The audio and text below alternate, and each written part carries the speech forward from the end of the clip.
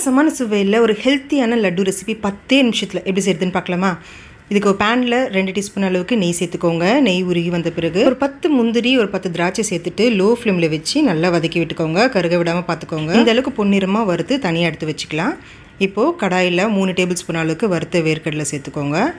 இது கூடவே 3 table spoon அளவுக்கு பொட்டுக்கடலை சேர்த்துக்கோங்க. அடுத்ததாக 1 கப் அளவுக்கு வெள்ளை அவல் சேர்த்துக்கலாம். லோ ஃப்ளேமில் வச்சுட்டு எல்லா பொருளையும் சேர்த்துக்கோங்க. இது கூடவே 2 டேபிள் ஸ்பூன் அளவுக்கு ரவை சேர்த்துக்கோங்க.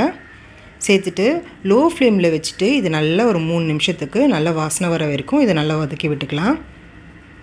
கருக விடாமல் பார்த்துக்கோங்க. இந்த அளவுக்கு லைட்டாக வறுத்துட்ட பிறகு இப்போ இது மிக்ஸி ஜாரில் சேர்த்து நல்லா ஃபைன் பவுடராக அரைச்சி தனியாக எடுத்து வச்சுக்கோங்க.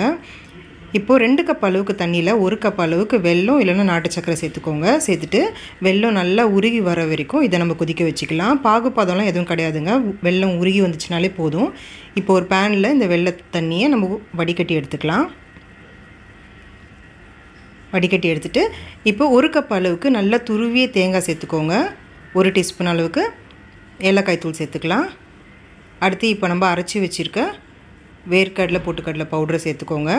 சேர்த்துட்டு லோ ஃப்ளேமில் வச்சு இது நல்லா கலந்து விடுங்க.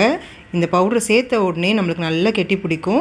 நல்லா அடி பிடிக்கிறதுக்கான வாய்ப்பு ஜாஸ்தி. அதனால் நல்லா ஒரு 2-3 நிமிஷத்துக்கு கலந்து விட்டுட்டு வறுத்து வச்சுருக்க முந்திரி திராட்சையை சேர்த்துட்டு தேவைப்படுற அளவுக்கு நெய் சேர்த்து நல்லா கலந்து விட்டிங்கன்னா சூப்பராக நம்மளுக்கு லட்டு ரெடி ஆகிடுங்க. இப்போ இது நல்லா ஆற வச்சுடுங்க. ஆற வச்சுட்டு கையில் நல்லா நெய் தடவிட்டு இது போல் உருண்டை பிடிச்சிங்கன்னா ஹெல்த்தியான லட்டு ரெசிபி ரெடி. 10 நிமிஷத்தில் குழந்தைங்களுக்கு செஞ்சு கொடுத்துருங்க. வீட்டில் எவ்வளோ செஞ்சாலும் பத்தாது. திருப்பி கேட்டுகிட்டே இருப்பாங்க இந்த ரெசிபி வேணும்னு. மிஸ் பண்ணாமல் இந்த ரெசிபி ட்ரை பண்ணி பார்த்துட்டு எப்படி இருந்துச்சுன்னு நீங்கள் சொல்லுங்கள். இந்த வீடியோ உங்களுக்கு ரொம்ப பிடிச்சிருந்துச்சுன்னா லைக் பண்ணுங்கள். உங்கள் ஃப்ரெண்ட்ஸ் அண்ட் ஃபேமிலி கூட நிறைய ஷேர் பண்ணிக்கோங்க. அப்படியே அம்மாடி கிச்சனுக்கு சப்ஸ்கிரைப் பண்ணிக்கோங்க. Thank you friends.